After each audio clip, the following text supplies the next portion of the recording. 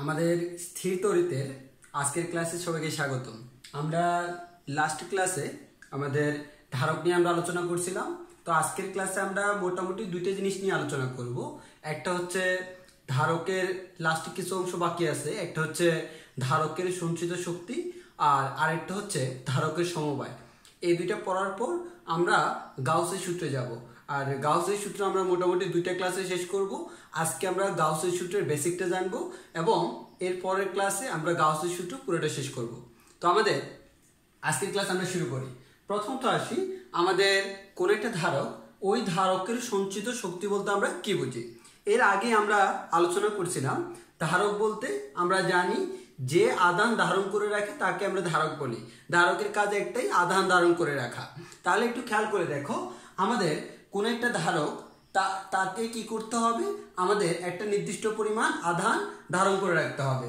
তাহলে আমরা বলতে পারি, আমি যদি কোন একটা ধারককে আধান দিয়ে আহিত করি, তাহলে আমরা বলতে পারি আহিত ধারক তড়িৎ বিভব হিসেবে প্রচুর পরিমাণ শক্তি সঞ্চিত করতে পারে। কোন একটা ধারককে যখন তুমি আহিত করবা, সে তড়িৎ বিভব হিসেবে অনেক বেশি পরিমাণ শক্তি সঞ্চিত করে রাখতে পারে। এবং কোন একটা আহিত ধারকের এই যে কোনো একটা এই যে শক্তি সঞ্চয় করার ক্ষমতা বা এই যে পরিমাণ শক্তিটা সঞ্চয় করে রাখে তাকে আমরা বলি ধারকের সঞ্চিত শক্তি।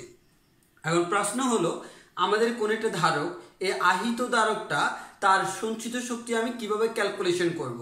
তাহলে আমরা একটু খেয়াল করি, সঞ্চিত শক্তি বলতে আসলে আমরা গাণিতিকভাবে কি বুঝি। তুমি কোন একটা ধারক নিলা, ওই ধারককে, আমি আবারও বলতেছি, কোন একটা ধারক নিলাম, ওই ধারককে একটা নির্দিষ্ট পরিমাণ আধান দিলাম। তুমি যদি, আমরা জানি ধারকের মধ্যে আমার দুইটা পাত থাকে। সাপোজ আমার এটা একটা পাত, এটা আরেকটা পাত। এই যে আমার সমান্তরাল পাত ধারক, আমরা কিন্তু এগুলো আগে আলোচনা করছিলাম। তুমি এর মধ্যে যখন একটা নির্দিষ্ট পরিমাণ আধান দিবা, তখন পাতদ্বয়ের মধ্যে আমার একটা বিভব পার্থক্য সৃষ্টি হয়। তাহলে এই যে নির্দিষ্ট পরিমাণ আধান দেওয়ার কারণে তাদের মধ্যে একটা নির্দিষ্ট পরিমাণ বিভব পার্থক্য সৃষ্টি হলো। এই যে এই কাজটা করলা, এর কারণে যে পরিমাণ কৃতকাজ সম্পন্ন হলো, ওই কৃতকাজটাকে আমরা বলি ধারকের মধ্যে সঞ্চিত শক্তি। তাহলে আসলে আমরা ক্যালকুলেশন করি। তাহলে আমি ধরে নিলাম আমি ধারকের মধ্যে কিউ পরিমাণ আধান দিলাম। যদি আমি কিউ পরিমাণ আধান দিই, তাহলে যে পরিমাণ বিভব পার্থক্য সৃষ্টি হয়, ওই বিভব পার্থক্য হচ্ছে ভি। তাহলে আমরা এর আগের ক্লাসগুলোর থেকে আমরা জানি, তাহলে এখানে টোটাল যে কৃতকাজ, এই কৃতকাজ ডব্লিউ ইকুয়ালস টু হচ্ছে ভি কিউ। এর মানে বিভব পার্থক্যকে যে পরিমাণ আধান দিলাম, আধানের পরিমাণ দ্বারা গুণ করলে আমি আমার কৃতকাজের মানটা পেয়ে যাব। এবং এই কৃতকাজটাকে আমরা বলতেছি ধারকের মধ্যে সঞ্চিত শক্তি। কারণ আমরা জানি কাজ হচ্ছে এক ধরনের, কাজকেও আমরা এক ধরনের শক্তি বলতে পারি। তাহলে একটু খেয়াল করে দেখি, আমাদের ধারকের সঞ্চিত শক্তিকে নর্মালি আমরা ইউ দ্বারা প্রকাশ করব। তাহলে আমরা ইউ দিয়ে বলতে পারি ইউ ইকুয়ালস টু হচ্ছে ভি ইন্টু কিউ। তাহলে আমরা সঞ্চিত শক্তি ক্যালকুলেশন করার একটা ফর্মুলা পাইলাম, সেটা হচ্ছে U equals to V into Q.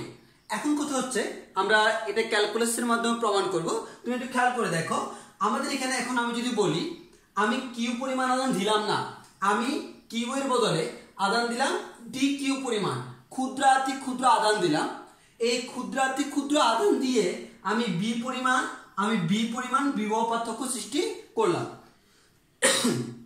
তাহলে ডি কিউ পরিমাণ আধান দিয়ে যদি আমি বি পরিমাণ বিভব পার্থক্য সৃষ্টি করি, তাহলে এবার একটু তুমি খেয়াল করে দেখো, আমার এখানে কিন্তু আধানের পরিমাণ ক্ষুদ্র। আমি আধান যত বেশি দিব, কৃতকাজ তত বেশি, আধান যত কম দিব, কৃতকাজ তত কম। তুমি একটু খেয়াল করে দেখো, এই সূত্রের মধ্যে কিউ এর মান বাড়লে ডব্লিউ এর মান বাড়বে, কিউ এর মান কমলে ডব্লিউ এর মান কমবে। তাহলে আমার কিউ যদি অতি ক্ষুদ্র হয়, কৃতকাজটাও অতি ক্ষুদ্র হবে। এর মানে কিউ অতি ক্ষুদ্র হলে সঞ্চিত শক্তিটাও অতি ক্ষুদ্র হবে। তাহলে আমরা ধরে নিলাম আমাদের সঞ্চিত শক্তি ডিইউ, ক্ষুদ্র একটা সঞ্চিত শক্তি, সেটা সমান ভি ইন্টু ডি কিউ। তাহলে আমরা এখান থেকে বলতে পারি ইউ এর জায়গায় লিখলাম ডিইউ, ভি ইন্টু কিউ এর জায়গায় লিখলাম ডি কিউ। তাহলে আমরা বলতে পারি ধারকের সঞ্চিত শক্তি d U equals to V into d Q. এখন এই সঞ্চিত শক্তিটা কিন্তু আমার টোটালটা না, এটা হচ্ছে ক্ষুদ্র একটা সঞ্চিত শক্তি। তাহলে আমি মনে করো কোন একটা ধারক, ওই ধারককে প্রথমে কোনো আধান দিই নাই, দ্যাট মিনস সঞ্চিত শক্তি 0। এরপর আমি গ্রাজুয়ালি আদান দিতেই আসি, আদান দিতে দিতে দিতে দিতে আমি একটা নির্দিষ্ট পরিমাণ আদান দেওয়া সম্পন্ন করলাম, একটা নির্দিষ্ট পরিমাণ আদান দেওয়া সম্পন্ন করলাম। প্রাথমিক অবস্থায় দেখো কোনো আদান দিই নাই, আদানের পরিমাণ 0, সঞ্চিত শক্তির পরিমাণও 0। এরপরে আদান দিতে দিতে আমি টোটাল কিউ পরিমাণ আদান দিলাম। এই কিউ পরিমাণ আদান দেওয়ার কারণে তার মধ্যে সঞ্চিত শক্তি হয়ে গেল ইউ পরিমাণ। এর মানে আমি শূন্য থেকে আদান যত বাড়াচ্ছি সঞ্চিত শক্তি তত বাড়তেছে। তাহলে আদান দেওয়া শুরু করছিলাম 0 থেকে, আদান দেওয়া শেষ করলাম কিউতে গিয়ে। তাহলে আমার সঞ্চয় শক্তি শুরু হলো 0 থেকে, আমার সঞ্চয় শক্তি সর্বোচ্চ হবে ইউতে গিয়ে। অর্থাৎ যখন আদানের পরিমাণ 0 আমাদের সঞ্চিত শক্তিও 0, যখন আদানের পরিমাণ কিউ তখন সঞ্চয় শক্তির পরিমাণ ইউ। এখন এই ডিইউ কিন্তু আমার টোটালটা না, এটা হচ্ছে ক্ষুদ্রাতি ক্ষুদ্র আমার সঞ্চিত শক্তি। এখন যেহেতু এটা আমাদের ক্যালকুলাসের মধ্যে পড়ে, তাহলে আমি ক্ষুদ্রাতি ক্ষুদ্র ডিইউ থেকে টোটাল সঞ্চয় শক্তি পাইতে হলে কি করতে হবে? ইন্টিগ্রেশন করতে হবে। তাহলে আমি কি করলাম? সমীকরণের উভয় পাশে ইন্টিগ্রেশন করে দেব টোটালটা পাওয়ার জন্য। আমি এখন ইন্টিগ্রেশন করলাম। এখানে দেখো এগুলো তোমাদের বেসিক নিয়ম, ডিইউ আছে, দ্যাট মিনস আমরা এখানে বলতে পারি আমার ইন্টিগ্রেশনের লিমিটটা কার? ইউ এর। ইউ এর লিমিট কত থেকে কত? 0 থেকে ইউ। তাহলে আমি ইউ এর লিমিট দিলাম 0 থেকে শুরু করে ইউ পর্যন্ত। এবার দেখো বাম পক্ষে যেভাবে আমি দিলাম তার সাথে ঠিক সেম ভাবে আমাকে ডান পক্ষে দিতে হবে। তবে ডান পক্ষে দেখো এখানে লিমিটটা কার হবে? কিউ এর লিমিট। তাহলে দেখো ইউ যখন 0 তখন কিউ এর মান কত? 0, দ্যাট মিনস এখানে লিমিটটা হবে 0। আবার ইউ যখন ইউ তখন কিউ এর মান কত? আমাদের কিউ এর মান কিউ। তাহলে আমরা বলতে পারি 0 থেকে কিউ। অর্থাৎ সঞ্চয় শক্তি 0 থেকে ইউ হবে আর আদানের পরিমাণ 0 থেকে কিউ। এখন আমরা তো ধারকের এই ফর্মুলা আগে শিখছিলাম, কিউ ইকুয়ালস টু সিভি। আমার লাগবে ভি এর মান। তাহলে বলা যায় ভি ইকুয়ালস টু কত? Q divide by C. আমি ঠিক সেম কাজটা করলাম, ভি এর জায়গায় বসালাম কিউ ডিভাইড বাই সি। আর এদিকে আমি ইন্টিগ্রেশন করলাম, ইন্টিগ্রেশন অফ ডিইউ সমান কত? ইউ। আর আমাদের আপার লিমিট উপরে, লোয়ার লিমিট নিচে। এরপরে দেখো আমরা এখানে তো তোমরা জানো এগুলা, আমি এখানে লিমিটটা বসাই দিলাম ইউ মাইনাস 0 ইকুয়ালস টু, এখানে আমি যোগজীকরণ করব কিউ এর সাপেক্ষে। তাহলে কিউ এর সাপেক্ষে যদি আমি যোগজীকরণ করি তাহলে আমার এখানে সিটা কনস্ট্যান্ট বের হয়ে চলে আসবে। তাহলে আমাদের আসলে হবে 1/c, বাকি থাকে কিউ ডি কিউ। অর্থাৎ কিউ ডি কিউ কে আমার ইন্টিগ্রেশন করতে হবে, লিমিটটা 0 থেকে কিউ। এবার দেখো কিউ ডি কিউ কে ইন্টিগ্রেশন করলে কত হয়? তোমরা জানো x to the power n এর ফর্মুলা, আমরা বলতে পারি কিউ স্কয়ার ডিভাইড বাই 2। তাহলে আমরা 1/c রেখে দিলাম, এদিকে u মাইনাস 0 মান হচ্ছে u রাখলাম, 1/c রেখে দিলাম, আর কিউ ডি কিউ কে করলে পাবো কিউ স্কয়ার ডিভাইড বাই 2। আর আপার লিমিট উপরে বসলো, লোয়ার লিমিট নিচে। এরপর লিমিটটা বসাই দিলাম, তাহলে আমাদের কিউ স্কয়ার বাই 2 থাকলো মাইনাস 0। এরপর দেখো তাহলে আমাদের কিউ স্কয়ার বাই 2 মাইনাস 0 মানে আলটিমেটলি আমরা বলতে পারি আমাদের কিউ স্কয়ার বাই 2। তাহলে এটাকে সুন্দরভাবে লিখতে পারি 1/c into Q square by 2 মানে লেখা যায় উপরে কিউ স্কয়ার নিচে হচ্ছে 2c। তাহলে আমরা বলতে পারি ধারকের সঞ্চয় শক্তির একটা ফর্মুলা পেয়ে গেলাম। ধারকের সঞ্চয় শক্তি ইউ ইকুয়ালস টু আমরা বলতে পারি কত? Q square divide by 2c। এই যে Q square divide by 2c এটাই হচ্ছে আমার ধারকের মধ্যে একটা সঞ্চিত শক্তির পরিমাণ। এখন পরীক্ষায় ম্যাথ করার ক্ষেত্রে তোমাদের এটার সাথে সাথে আরো কিছু ফর্মুলা ব্যবহার করা লাগতে পারে। তো আমরা দেখি আমাদের এখান থেকে আর কি কি ফর্মুলা আনা যায়। তবে তার আগে তো তোমরা আশা করি এই ফর্মুলা তোমরা জানোই যে আমাদের কিউ ইকুয়ালস টু কি? সিভি। তাহলে আমরা কিউ ইকুয়ালস টু যেহেতু আমি সিভি জানি, তাহলে আমরা এখান থেকে বলতে পারি সিটা নিচে আসলে কিউ ডিভাইড বাই সি, তার জায়গায় কি বসানো যায়? ভি। তো এখন একটু খেয়াল করো, আমরা তো এই ফর্মুলা শিখলাম U equals to Q square by 2c। তাহলে দেখো কিউ স্কয়ার কে লিখলাম কিউ ইনটু কিউ। তাহলে এই কিউ ডিভাইড বাই সি, এই কিউ ডিভাইড বাই সি কে আমরা কি বলি? ভি বলি। তাহলে আমি কিউ বাই সি এর জায়গায় ভি বসাইলাম, কিউ থাকলো, আর 1/2 টা এভাবে লিখলাম। তাহলে আমি দেখো আরেকটা ফর্মুলা পেয়ে গেলাম U equals to half Q V. একইভাবে আমি যদি এই formula Q square by 2c কে একটু অন্যভাবে লিখি, সেটা হচ্ছে কি? আমরা জানি কিউ ইকুয়ালস টু সিভি। তাহলে এটার জায়গায় যদি আমরা সিভি বসাইয়া দিই তাহলে পাবো C square V square. C C একটা চলে যাবে আর একটা সি থাকবে। তাহলে আমরা বলতে পারি 1/2 সি ভি স্কয়ার। তাহলে ইউ ইকুয়ালস টু আমরা বলতে পারি হাফ সি ভি স্কয়ার। তাহলে অলরেডি আমরা ধারকের সঞ্চয় শক্তির তিনটা ফর্মুলা পেয়ে গেলাম, যা আমরা যদি লিখি তাহলে আমরা একসাথে নোট ডাউন করে রাখতে পারি এখানে যে আমাদের ধারকের সঞ্চয় শক্তির ফর্মুলাগুলা। তাহলে ধারকের সঞ্চয় শক্তির ফর্মুলা আমরা কি পেলাম? একটা পেলাম u equals to q square divided by 2c, আরেকটা পেলাম u equals to half q into v, আরেকটা পেলাম u equals to half c v square। এই যে তিনটা ফর্মুলা, এই তিনটা ফর্মুলা আমরা বিভিন্ন ম্যাথে ব্যবহার করব। এখন তোমার মনে প্রশ্ন আসতে পারে, ভাই আমি কোন সময় কোনটা করব? তুমি যে কোনো ফর্মুলা দিয়ে সঞ্চয় শক্তি বের করতে পারবা, তবে আমি সিম্পলি তোমাকে এটা বলতে পারি, সেটা হচ্ছে দেখো আমাদের এখানে ইউ বের করার জন্য কি কি লাগে? কিউ এর মানে আধানের পরিমাণ, আর সি মানে হচ্ছে ধারকত্ব, ক্যাপাসিটেন্স। তাহলে যদি কখনো আধানের পরিমাণ এবং ধারকত্ব দেওয়া থাকে তুমি এই ফর্মুলা ব্যবহার করবা, আর যদি কখনো আধানের পরিমাণ এবং বিভব দেওয়া থাকে বা বিভব পার্থক্য দেওয়া থাকে তখন তুমি এটা করবা। আর কখনো যদি ধারকত্ব এবং বিভব দেওয়া থাকে, পার্থক্য দেওয়া থাকে, তখন তুমি এটা করবা। অর্থাৎ তোমার কি কি দেওয়া আছে তার উপর ডিপেন্ড করে যখন আমার যেটা প্রয়োজন হয় আমরা ওইটা ব্যবহার করতে পারবো। এবার আসি, তাহলে আশা করি সঞ্চিত শক্তি বের করতে কারো কোনো প্রবলেম হবে না। তোমাদের পরীক্ষার প্রমাণের কোনো প্রয়োজন নাই, পরীক্ষায় ডিরেক্টলি তুমি ফর্মুলা এই তিনটার মধ্যে যে কোনো একটা বসে ম্যাথ করতে পারবা। এখন পরীক্ষার একটা প্রশ্ন করে, সেটা হচ্ছে ধারকের একক আয়তনে সঞ্চিত শক্তি। যদি কখনো বলে একক আয়তনের সঞ্চিত শক্তি, তখন আমি কিভাবে করব? তার আগে আমি বলে রাখি, একক আয়তনের সঞ্চিত শক্তিকে আমরা ইউ প্রাইম দ্বারা প্রকাশ করি। এক এক বইতে এক এক জিনিস দ্বারা প্রকাশ করি, কি দ্বারা প্রকাশ করছো সেটা তেমন কোনো ফ্যাক্ট না, তোমার ইচ্ছা মতো করতে পারবে। তবে আমরা এই যে নর্মালি আমরা ক্লাস লেকচার গুলা তপন স্যারের বেসে করছি, তপন স্যারের বইয়ে ইউ প্রাইম করছি, আমি এটা ধরলাম, সমস্যা নেই। এখন আসি, একক আয়তনের সঞ্চিত শক্তি বলতে আমরা কি বুঝি? তোমাদের মনে আছে আমরা এর আগে ক্লাসগুলোতে কিন্তু সমান্তরাল পাত দ্বারা পড়েছিলাম। তাহলে দেখো একটা সমান্তরাল পাত দ্বারা যদি আমরা আঁকি, এই যে এটা একটা পাত, এটা আর একটা পাত, এগুলো হচ্ছে আমরা সবগুলো ধরে নিলাম আমাদের ধনাত্মক পাত, আর এগুলো হচ্ছে আমাদের ঋণাত্মক পাত। আমি বেসিকটা এখানে আর বলতেছি না, আর তোমরা জানো এখানে আমাদের বলরেখাগুলো কিভাবে থাকে, এটা আমি আর দেখানোর কোনো প্রয়োজন মনে করতেছি না। তো এটা হচ্ছে আমার কোনো একটা সমান্তরাল পাত দ্বারা, তার প্রত্যেকটা পাতের ক্ষেত্রফল হচ্ছে a, এবং এই দুইটা পাতের মধ্যবর্তী যে দূরত্ব, এই দূরত্ব হচ্ছে d। এখন আসি, আমি যদি বলি এই যে আমার সমান্তরাল পাত, এই সমান্তরাল পাত ধারকটা আছে, এই ধারকের টোটাল আয়তনটা কত, বা আয়তন বলতে আমরা কি বুঝি সেটা আমরা একটু দেখি। তোমাদের সেটার জন্য একটু 3 ডাইমেনশনাল ফিগার লাগবে। সেটা হচ্ছে দেখো তোমার এখানে যে ফিগারটা আছে, এই ফিগারটা দেখে কিন্তু তোমার ধারক সম্পর্কে প্রপার আইডিয়া হওয়ার কথা না।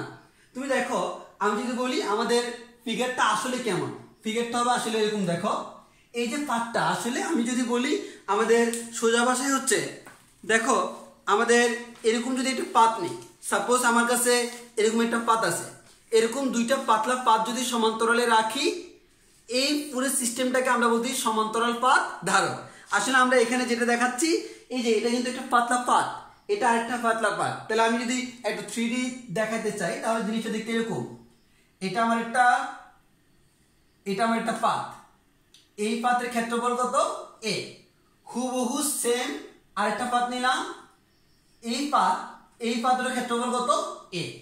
তাহলে এই যে দুইটা পাত আমরা আরেকটু ডিসটেন্স রাখি আমাদের সুবিধার জন্য। তাহলে আমি আবার বলতেছি, আমি ধরে নিলাম আমাদের এখানে একটা পাত আছে, এই যে এর একটা পাত, আর এখানে আরেকটা পাত আছে, সরি আমরা এখানে আরেকটা পাত আঁকি। তাহলে আমাদের এখানে আরেকটা পাত আঁকলাম, এটা আমার আরেকটা পাত। তো আমি সাপোজ ধরে নিতে পারি এটা আমার ধনাত্মক পাতটা, এই যে আমার ধনাত্মক পাতটা হচ্ছে এটা, আর আমি ধরে নিতে পারি এটা হচ্ছে আমার সেই ঋণাত্মক পাতটা। এখন এই দুইটা পাত তাদেরকে আমি কিভাবে রাখলাম? সমান্তরালে। এখন এই দুইটা পাত একটু খেয়াল করে দেখো, এই দুইটা পাত এক্স্যাক্টলি সেম সাইজ, এক্স্যাক্টলি কি সেম সাইজ, এই দুইটা সাইজ হুবহু সেম। তাহলে এই দুইটা পাত যে আমি একটা ডিসটেন্সে রাখলাম, তাদের মধ্যবর্তী যে ডিসটেন্সটা, এই ডিসটেন্সটা d, প্রত্যেকটা পাতের ক্ষেত্রফল a, এটাও a, এটাও a। এখন দেখো এই দুইটা পাত দুইটা এক্স্যাক্টলি সেম, তারা তাদের মাঝখানে টোটাল যে একটা আয়ত গঠন করলো, একটা যে ঘনবস্তু গঠন করলো বা একটা ক্ষেত্র গঠন করলো, এই পুরো জিনিসটাই হচ্ছে আমার তার আয়তন। তাহলে একটু খেয়াল করে দেখো, এখানে এটা নিয়ে কিন্তু অনেক বেশি কনফিউজড থাকে, তো তোমাকে বুঝতে হবে জিনিসটা। এটার ক্ষেত্রফল a, এটাও ক্ষেত্রফল a, সেম ক্ষেত্রফল, দুইটার ডিসটেন্স কত d। তাহলে আমরা বলতে পারি আমাদের ক্ষেত্রফলকে দূরত্ব দ্বারা গুণ করলে কি পাবো, তার আয়তনটা পেয়ে যাব। তাহলে আমি একটু খেয়াল করে দেখি, একটু আগে আমি ধারকের যে সঞ্চিত শক্তি বের করলাম সেটা হচ্ছে মোট সঞ্চিত শক্তি, আর মোট মানে কত আয়তন, বি আয়তন। এর মানে এই টোটাল যে আয়তন, এই টোটাল বি আয়তনের মধ্যে সঞ্চিত শক্তি হচ্ছে কত, আমাদের এই যে কোনো একটা বলা যায়। এখন হচ্ছে আমার একক আয়তনে কত সেটা আমাকে বের করতে হবে। তাহলে খেয়াল করে দেখি, আমাদের এটা একটু ভালোভাবে বুঝলে তাহলে আশা করি সমস্যা হবে না। তাহলে আমরা বলি আমাদের এখানে আমাদের একটা জিনিসই দরকার, সেটা হচ্ছে কি আয়তন বলতে আমরা কি বুঝতেছি। তাহলে আয়তন কত, a ইন্টু ডি। এ মানে হচ্ছে কি যে কোনো একটা পাত্রের ক্ষেত্রফল, ডি মানে হচ্ছে পাতদ্বয়ের মধ্যবর্তী দূরত্ব। এখন আমরা একটু খেয়াল করে দেখি, আমাদের এবার আশা করি তেমন কোনো প্রবলেম হবে না। তাহলে আমি ধরে নিলাম আমার ধারকের যে আয়তন, আয়তন ভি ইকুয়াল টু আমরা পেয়ে গেলাম a ইন্টু ডি। এখন দেখো আমরা বলতে পারি বি আয়তনে সঞ্চিত শক্তি ইউ। তাহলে একক আয়তনে সঞ্চিত শক্তি কত, ইউ বাই ভি। এটাকে আমরা বলতেছি ইউ প্রাইম, অর্থাৎ একক আয়তনের সঞ্চিত শক্তি ইউ প্রাইম ইকুয়াল টু কত, ইউ ডিভাইড বাই ভি। তাহলে আমাদের ইউ ডিভাইডেড বাই ভি এটাই হচ্ছে আমার একক আয়তনে সঞ্চিত শক্তি। এবার আমরা একটু ক্যালকুলেশন করি। ক্যালকুলেশন যদি করতে যাই তাহলে আমি উপরে করা শুরু করি। তাহলে আমরা এখানে একটু ক্যালকুলেশন গুলো দেখাই তোমাদেরকে। তাহলে আমরা বলতে পারি একক আয়তনের সঞ্চিত শক্তি U prime equals to U divide by V. এবার আসো, তাহলে আমি এখানে ইউ এর মান বসাই। ইউ এর মান তুমি এই তিনটার যে কোনো একটা বসাইতে পারবা। আমি এটা দিয়ে করাই, মাঝখানটা দিয়ে করলে একটু ইজি হয়, ওই জন্য আমি মাঝখানটা দিয়ে করি। তাহলে আমরা বলতে পারি ইউ এর মান কত, half into Q V divide by V. খেয়াল করে দেখো, তাহলে আমরা বলতে পারি আমাদের এখানে, তাহলে আমি বলতে পারি U equals to half Q V আর নিচে হচ্ছে ভি। তবে এখানে আবার তুমি কাটাকাটি করে দিও না। এখানে খেয়াল করে দেখো, নিচের বিটা কি আয়তন, নিচের আয়তন বি ইকুয়ালস টু এডি, আর উপরের বিটা কি, উপরের বিটা হচ্ছে বিভব পার্থক্য। সো তুমি দুইটাকে সেম ধরতে পারবে না। এটা হচ্ছে আমার আয়তন ভি। তাহলে আমি আয়তন ভি ইকুয়ালস টু কি জানি বলো তো, এডি জানি। তাহলে এ ইন্টু ডি বলা যায়। তাহলে আমি এখানে বলতে পারবো half Q V divide by A into D. এখন দেখো আমি এখানে একটা জিনিস খেয়াল করে দেখাই। এখানে হাফটা থাকলো, এই যে কিউ এবং এ, এই কিউ বাই এ জিনিসটাকে আমরা বলি কি সিগমা। মনে আছে আমরা একবার শুরু ক্লাসে পড়েছিলাম sigma equals to Q by A, যাকে আমি বলতেছিলাম চার্জ ঘনত্ব বা আধান ঘনত্ব, অর্থাৎ আমরা বলতে পারি একক ক্ষেত্রফলে আধানের পরিমাণ। এই জিনিসটাকে আমরা বলি সিগমা, চার্জ ঘনত্ব বা আধান ঘনত্ব। তাহলে আমরা বলতে পারি কিউ বাই এ মানে হচ্ছে আমার কি সিগমা। বি বাই ডি আমরা জানি কি ই, কারণ আমরা জানি কি ভি ইকুয়ালস টু ই, আমরা এটা জানি যে বি ইকুয়ালস টু ইডি। তাহলে আমরা এখান থেকে বলতে পারি B by D equals to কত, ই। তাহলে বি বাই ডি এর জায়গায় বলা যায় ই। তাহলে আমরা এগুলো আগে থেকেই জানতাম। তাহলে আমি পাইলাম হাফ সিগমা ই। তাহলে আমরা এখানে যে জিনিসটা পাইলাম, এবার একটু খেয়াল করো। তাহলে আমাদের হাফ সিগমা ই এটা হচ্ছে আমার ইউ প্রাইমের মান। আরেকটা ফর্মুলা আমরা পাইছিলাম মনে আছে, প্রাবল্যের সাথে আমরা যখন সিগমা পড়েছিলাম তখন প্রাবল্যের সাথে সিগমার একটা সম্পর্ক করছিলাম। সেটা হচ্ছে কি প্রাবল্য E equals to sigma divide by epsilon naught. তাহলে আমরা এখান থেকে বলতে পারি কি, এখান থেকে আমরা বলতে পারি সিগমা ইকুয়ালস টু হচ্ছে কত, ই এপসাইলন নট। তাহলে আমি সিগমার জায়গায় যদি ই এপসাইলন নট বসাই তাহলে কি হয়, half into E epsilon naught into E. তাহলে খেয়াল করো, তাহলে বলা যায় half into epsilon naught E square.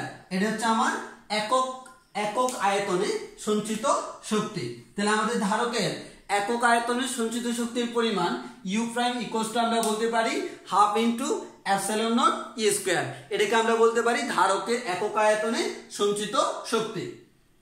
এবার আসো, তাহলে আমাদের ধারকের একক আয়তনে সঞ্চিত শক্তি আমরা এতটুকু পেয়ে গেলাম। এখন আসে আমাদের নেক্সট হচ্ছে কি, দেখো এখানে আবার পরীক্ষায় ইউজ করার ক্ষেত্রে একটু ঝামেলা আছে। সেটা হচ্ছে কি পরীক্ষায় তুমি ফর্মুলা জানো কি, you prime equals to half epsilon naught E square.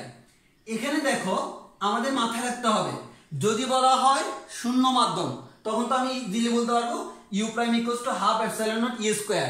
কিন্তু শূন্য না বলে অন্য কোনো মাধ্যম বললে অন্য কোনো মাধ্যম বললে কিন্তু আমরা এটা ব্যবহার করতে পারবো না। তখন ইউ প্রাইম ইকুয়ালস টু কি লিখতে হবে, হাফ এপসাইলন ই স্কয়ার। এবার আসে এপসাইলনের মান কিভাবে বের করবা।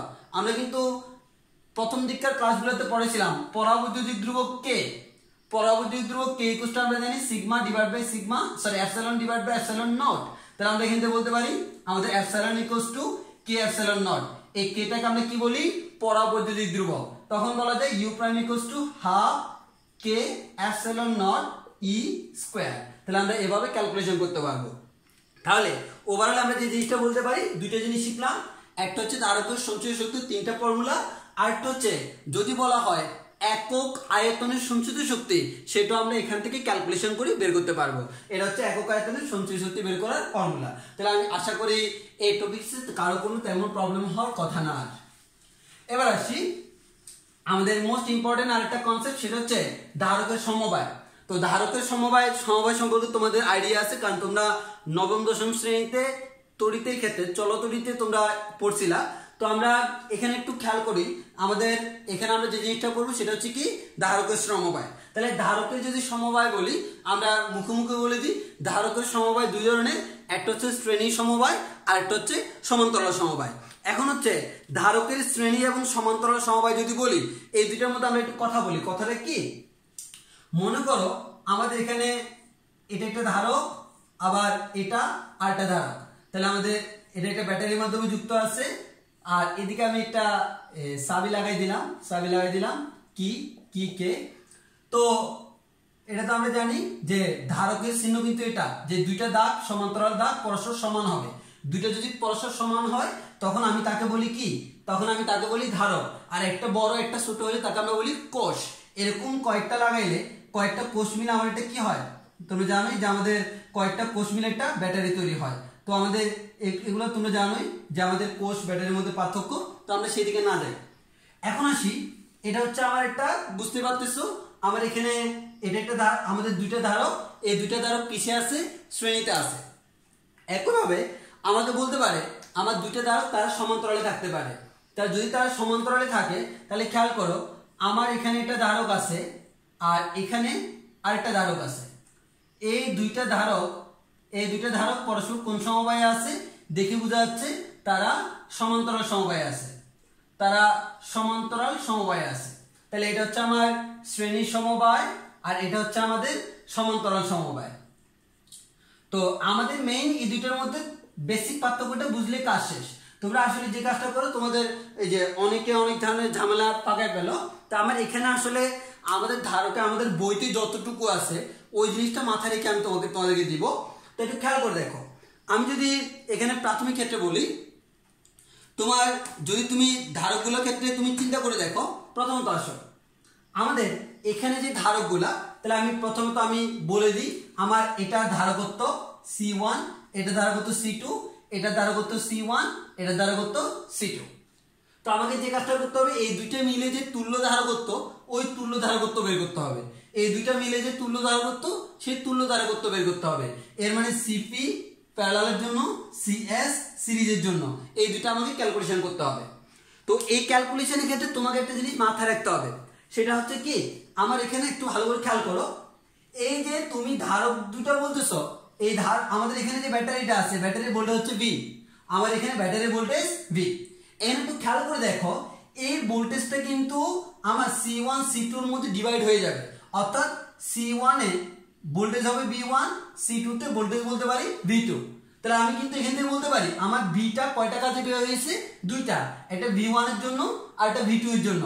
তখন এখান থেকে বলা যায় V ইকুয়ালস টু কত, V1 প্লাস V2 শ্রেণীর ক্ষেত্রে।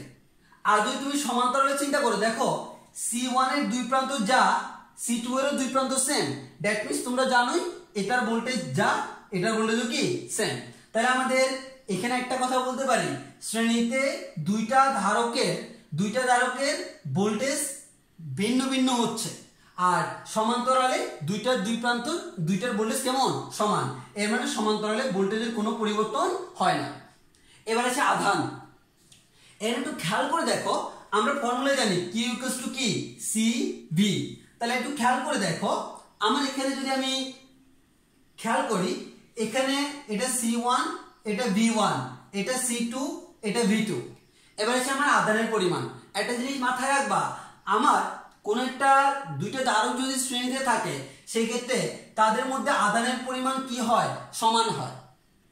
আর যদি আমার দুইটা ধারক সমান্তরালে থাকে তাদের মধ্যে আধানের পরিমাণ ভিন্ন ভিন্ন হয়। অর্থাৎ জিনিসটা খেয়াল করে দেখো, এখানে C1, এখানে C2।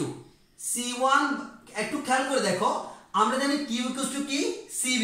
আসলে যে জিনিসটা হয়, তোমার ধারকের মধ্যে ধারকত্ব C যত বাড়ে ভোল্টেজটা তত কমে। তাহলে তুমি যেটা ধারকত্ব বেশি তার ভোল্টেজ কম, যেটা ধারকত্ব কম তার ভোল্টেজ বেশি। আলটিমেটলি কি হবে, মনে করে আমি ধরে নিলাম C1 is greater than C2। তাহলে খেয়াল করে দেখবা C1 বড় হওয়ার কারণে তার ভোল্টেজটা ছোট, C2 ছোট হওয়ার কারণে তার ভোল্টেজটা বড়। যার কারণে এটা যতটুকু বাড়বে এটা ততটুকু কমবে, এটা যতটুকু কমবে এটা ততটুকু বাড়বে। যার কারণে Q এর কোনো পরিবর্তন হয় না। তাহলে আমরা এখান থেকে বলতে পারি যে আমাদের আরেকটা কথা বলতে পারো যে একটা বাড়লে একটা কমে কেন, এখানে সিম্পল বলা যায়। C ইকুয়াল টু আমি কি বলতে পারি, Q/V। C এবং V পরস্পর কেমন, ব্যস্তানুপাতিক। এই ব্যস্তানুপাতিক হওয়ার কারণে এই জিনিসটা হয়। এবার আসলে এখানে আমরা বলতে পারি কি, আমাদের Q ইকুয়াল টু আমরা জানি CV। তাহলে আমরা এখান থেকে বলতে পারি V ইকুয়াল টু কি, Q/C। এই Q এবং C পরস্পর কেমন, সমানুপাতিক। অর্থাৎ আমাদের C যত বাড়বে Q তত বাড়বে, C যত কমবে Q তত কমবে। তাহলে আমার Q যত বাড়ে C ও তত বাড়ে, Q যত কমে C ও যত কমে। আলটিমেটলি তাদের অনুপাতের কোনো পরিবর্তন হয় না, ওই কারণে ভোল্টেজ সেম থাকে। তো আমাদের মূল কথা একটাই, দুইটা ধারক শ্রেণীতে থাকলে আধানের পরিমাণ সেম হবে, আর দুইটা ধারক সমান্তরালে থাকলে আমরা বলতে পারি তাদের ভোল্টেজের পরিমাণ বা বিভব পার্থক্যের পরিমাণ সমান হবে। এবার আসি আমরা শ্রেণী এবং সমান্তরালের আমরা তুল্যরোধ বের করার জন্য আমরা ক্যালকুলেশন করি। খুবই সিম্পল। তাহলে আমরা প্রথমত আসি আমি শ্রেণীটা। তাহলে আমি শ্রেণী ক্ষেত্রে কি বলতে পারি, সাপোজ তাহলে আমি শ্রেণীর একটা সার্কিট যদি আঁকি, তাহলে আমার একটা ধারকত্ব দুইটা এবং আমার n সংখ্যক থাকবে, তাদের মধ্যে আমি একটা ব্যাটারি লাগিয়ে দিলাম, এখানে একটা চাবি লাগালাম, দিলে ইচ্ছা না দিলে ইচ্ছা। এটা ধারকত্ব C1, এটা C2 এবং আমাদের যা দেওয়া এটা হচ্ছে Cn। এখানে ভোল্টেজ হচ্ছে V। এরপর যেহেতু শ্রেণীতে আছে প্রত্যেকের আধানের পরিমাণ কি হবে, সেম। এখানে আধানের পরিমাণ Q, এখানেও Q, এখানেও Q। এবার এটার ভোল্টেজ নাম দিলাম V1, এটা V2, এটা আমার Vn। এখন আমাদের একটু খেয়াল করে দেখি, আমাদের কাজ কি, তুল্য ধারকত্ব বের করা। তাহলে আমাকে এমন একটা সার্কিট ডিজাইন করতে হবে, সেখান থেকে আমরা বলতে পারি এই সবগুলো মিলে কয়টা হবে, একটা। তাহলে আমরা এখানে একটা সার্কিট আঁকি, সেটা হচ্ছে এই সবগুলো মিলে যদি আমরা একটা আঁকি, তাহলে খেয়ালগুলো উপরে আমি আঁকতেছি, তাহলে আমাদের এরকম একটা সার্কিট হবে যে আমাদের সবগুলো মিলে জাস্ট একটা হলো, তাহলে ভোল্টেজটা V। এখন আমি সবগুলো মিলে যে একটা পাবো তার ধারকত্ব হবে কত, C ধারকত্ব হবে, যেহেতু আমাদের সিরিজে আছে নাম দিলাম CS, এবং তার আধানের পরিমাণ হবে Q, যেহেতু আমাদের আধানের পরিমাণ Qই থাকে। তাহলে একটু খেয়াল করে দেখো, তো আমি এখান থেকে তাহলে আমরা কি বলতে পারি, আর এখানে আমাদের ভোল্টেজ তো আমাদের V, যেহেতু একটা তার ভোল্টেজ V বুঝেই যাচ্ছে। তো এখন একটু খেয়াল করে দেখো, সেটা হচ্ছে আমাদের এই যে ভোল্টেজ V, এটার ভোল্টেজ যা আলটিমেটলি এটা হচ্ছে আমরা এই V ভোল্টেজটা, এই V ভোল্টেজটা V1, V2, V3 এবং আমাদের অনেকগুলোতে ডিভাইড হয়ে যাচ্ছে। তাহলে আমরা বলতে পারি V equals two V1 plus V2 plus V3 এবং কন্টিনিউয়াসলি Vn পর্যন্ত যাবে। এখন আসো আমাদের V এর মান বের করতে হবে। তো আমরা জানি ধারকত্বের ফর্মুলা, আমরা কি জানি, Q ইকুয়ালস টু ধারকত্বের ফর্মুলা Q ইকুয়ালস টু কি, CV। তাহলে V ইকুয়ালস টু কি বলা যায়, Q/C। এই V ইকুয়ালস টু যে Q/C বলবা, তাহলে আমি এখানে কি বলতে পারি দেখো তো, V1 equals to Q/C1, V2 equals to Q/C2। অর্থাৎ ভোল্টেজ আর ধারকত্বগুলো চেঞ্জ হচ্ছে, অন্যটা চেঞ্জ হচ্ছে না। তাহলে আমি B এর ক্ষেত্রে বলতে পারি কি, তাহলে আমরা B ইকুয়ালস টু বলতে পারি আমাদের B ইকুয়ালস টু হচ্ছে Q/C। তাহলে আমরা এখান থেকে বলতে পারি B equals to Q divide by C এর মান কত, CS। তো এই ক্ষেত্রে আমি কি বলতে পারি, Q divide by C1, Q divide by C2, Q divide by C3 এবং আমাদের Q ডিভাইড বাই Cn যাবে। বাম পক্ষ ডান পক্ষে যদি Q কমন নিই, ডানে বামে Q চলে যাবে, তাহলে বলতে পারি 1/CS equals to 1/C1 plus 1/C2 এবং আমাদের 1/Cn পর্যন্ত যাবে। তাহলে আমরা বলতে পারি এই ফর্মুলার মাধ্যমে আমরা তুল্য ধারকত্ব নির্ণয় করতে পারি। খেয়াল করলে তুমি দেখবা তোমরা যে রোধের ফর্মুলা শিখছিলা এটা কিন্তু রোধের ফর্মুলার ঠিক উল্টা। তো এই দুটার মধ্যে তোমরা আবার উলট পালট করে ফেলিও না। তো আমাকে মাথায় রাখতে হবে আমাদের রোধের ফর্মুলা, ওই রোধের ফর্মুলা আর ধারকের ফর্মুলা কিন্তু খুব আমাদের ডিরেক্টলি উল্টা। যে আমাদের রোধের জন্য এটা কিন্তু আমি সমান্তরালে ব্যবহার করছিলাম, কিন্তু ধারকত্বের জন্য এটা আসছে শ্রেণীতে। তাহলে আমি বলতে পারবো কি আমাদের যদি অনেকগুলা ধারক শ্রেণীতে থাকে তাদের তুল্য ধারকত্ব বের করার ফর্মুলা হচ্ছে এটা। এবার আসো তারা যদি সমান্তরালে থাকে, সমান্তরালে থাকলে কি হয় সেটা আমরা একটু খেয়াল করি। তো আমরা অলরেডি জানি সমান্তরালে থাকলে কি হয় সেটা আমরা জানি। তাহলে আমাদের সমান্তরালটা দেখো যে আমাদের এটা সমান্তরালে আছে, এখানে আরেকটা আছে এবং আমাদের অনেকগুলা আছে মনে করো। তাহলে আমাদের অনেকগুলা সমান্তরালে আছে। তাহলে আমরা বলতে পারি আমাদের অনেকগুলা সমান্তরালে আছে। এখন দেখো তাহলে এটাকে নাম দিলাম C1, এটা দ্বারা হচ্ছে C2, এটা হচ্ছে Cn, আর এদেরকে আমরা একটা ব্যাটারির মধ্যে লাগালাম, এটা আমরা চাবি লাগাই দিলাম। দেন আসো এখানে ভোল্টেজ হচ্ছে V। তো আমরা তো জানি যে আমাদের এখানে ভোল্টেজ V মানে হচ্ছে প্রত্যেকটার ভোল্টেজ V, প্রত্যেকটার ভোল্টেজ V। আর আমরা জানি এক্ষেত্রে কিন্তু সমান্তরালে কি হয় আধানটা ভিন্ন ভিন্ন হয়। তো এটা আধান Q1, এটা Q2, এটা হচ্ছে Qn। এখন একটু খেয়াল করে দেখো তাহলে আমরা এখান থেকে তাহলে কি বলতে পারি, আমার এখানে যে টোটাল আধানের পরিমাণ যদি Q হয় ওই Qটা আমার সবগুলোর মধ্যে ডিস্ট্রিবিউট হলো। তাহলে আমরা বলতে পারি Q = Q1 + Q2 এবং আমরা কন্টিনিউয়াসলি বলতে পারি। তাহলে আমাদের টোটাল আধান হচ্ছে Q, সেটা আমার অনেকগুলোতে ডিস্ট্রিবিউট হলো। তাহলে আমরা এখান থেকে বলতে পারি Q = Q1 + Q2 প্লাস এবং কন্টিনিউয়াসলি আমাদের Qn হবে। এখন আমরা জানি কি Q = CV। তাহলে আমরা এখান থেকে বলতে পারি যদি তুমি এই পুরোটাকে একটা বানাও তখন আমি আমাদের ওই সার্কিটটা যদি আমরা দেখাই ওই সার্কিটে আমরা বলতে পারবো কি আমাদের ওই সার্কিটটা দেখতে আমি সাপোজ এরকম ধরে নিলাম, আমাদের একটা ব্যাটারি V, তার তুল্য ধারকত্ব হচ্ছে Cp যেহেতু প্যারালাল। আর আমাদের এখানে খেয়াল করে দেখো তাহলে আমি V পেলাম, Cp পেলাম, আর এখানে এক্ষেত্রে সবগুলো মিলে একটা মানে হচ্ছে টোটাল আধানটা কত Q, তাহলে আধানটা হচ্ছে Q। তো সেক্ষেত্রে আমরা বলতে পারি Q = কত CV, তাহলে Cp × V, তাহলে বলা যায় Cp × V = Q1 = কত বলা যায় C1V, তাহলে বলতে পারি C1V, Q2 = C2V, এভাবে Qn হচ্ছে CnV। তাহলে আমরা সবগুলো থেকে ডানে যদি V কমন নিই ডানে বামে V চলে যাবে। Cp আমরা বলতে পারি C1 + C2, এবার কন্টিনিউয়াসলি আমরা Cn বের করতে পারবো। তাহলে আমরা এটা পাইলাম কি আমাদের ধারকের শ্রেণীর ফর্মুলা পাইলাম। তো তোমাকে মাথায় রাখতে হবে তাহলে ধারকের শ্রেণীর ফর্মুলা কি আর সমান্তরালের ফর্মুলা কি, এটা একটু তোমাকে মাথায় রাখতে হবে। আর বিশেষ করে তোমাদেরকে যে জিনিসটা গুরুত্ব সহকারে খেয়াল করতে হবে সেটা হচ্ছে রোধের সাথে কিন্তু এটা সম্পূর্ণ উল্টা, কিন্তু কনসেপ্ট সেম। তুমি রোধের কনসেপ্টে কিন্তু এই ম্যাথগুলো খুব ইজিলি করতে পারবা। যাদের তুল্য রোধ বের করতে সমস্যা হয় না আশা করি তাদের এখানেও সমস্যা হবে না, পার্থক্য একটাই ফর্মুলাটা উল্টা। তো তুমি ফর্মুলাটা এখানের ফর্মুলা এখানের মতো ব্যবহার করে তুমি খুব ইজিলি কোন একটা জটিল সার্কিটকে সমাধান করে ফেলতে পারবা। তো আমাদের যেহেতু ক্লাসটা একটু লেন্দি হয়ে যাচ্ছে তো আমরা গাউস আজকে এই ক্লাসে ধরবো না, আমরা পরবর্তী ক্লাসে আমাদের গাউসটা ধরবো। তো আমাদের আজকের ক্লাস তাহলে এতটুকুই থাকুক যে আমাদের ধারকের যতটুকু বাকি ছিল আমরা ততটুকু পড়লাম। তো তুমি ট্রাই করলে একটা কাজ করতে পারো যে আমাদের পরীক্ষার জন্য তুমি কোন একটা এই যে সার্কিট আঁকতে পারো। সার্কিট হচ্ছে এমন, আমি তোমাকে মনে করি একটা সার্কিট দিয়ে দিই, এটা ধারক, হ্যাঁ, তারপর হচ্ছে আমাদের এখানে দুইটা ধারক আছে, তার সাথে আমি ধরে নিলাম আমাদের এখানে একটা ধারক আছে। ওকে, দেন আমি যে কাজটা করলাম এখানে আরেকটা ধারক দিলাম আর এদিকে তোমাদেরকে আরেকটা ধারক দিলাম। এবার আমি যে কাজটা করলাম এখান থেকে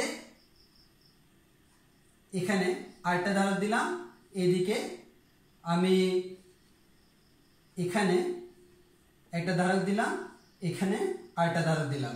তো এই দুইটা আমরা এখানে কানেক্টেড হয়ে গেল। আর ফাইনালি এদিকে এসে আমরা আরেকটা ধারকের মাধ্যমে এখানে একটা ব্যাটারি লাগাই দিলাম। তো এখানে একটা চাবি লাগাই দিলাম, দেন চাবি বাদ দাও, এটা কোনো ফ্যাক্ট না, আমরা এতটুকু রাখলাম। তো তোমার এখানে আমি একটা কিছু ডেটা দিয়ে দিই তোমাদের। সিম্পলি আমি যদি বলি আমাদের ধারকত্ব আমাদের এখানে তুমি যতগুলো আছে প্রত্যেকটার মধ্যে আলাদা আলাদা মান তুমি তোমার মতো করে ধরে নাও। আমাদের সবগুলো ধারাগত সি গুলো দেওয়া থাকবে, C1 C2 সবগুলো তুমি নিজের মতো করে ধরে নাও, আর ভোল্টেজ বি নিজের মতো করে ধরে নিয়ে তুমি এদের ক্যালকুলেশন গুলো করো, যে আমাদের এখানে আলাদা আলাদা তুমি বিভিন্ন ক্যালকুলেশন করো, যে আমাদের তুমি তোমার মতো করে যে কোনো সার্কিট আঁকতে পারো।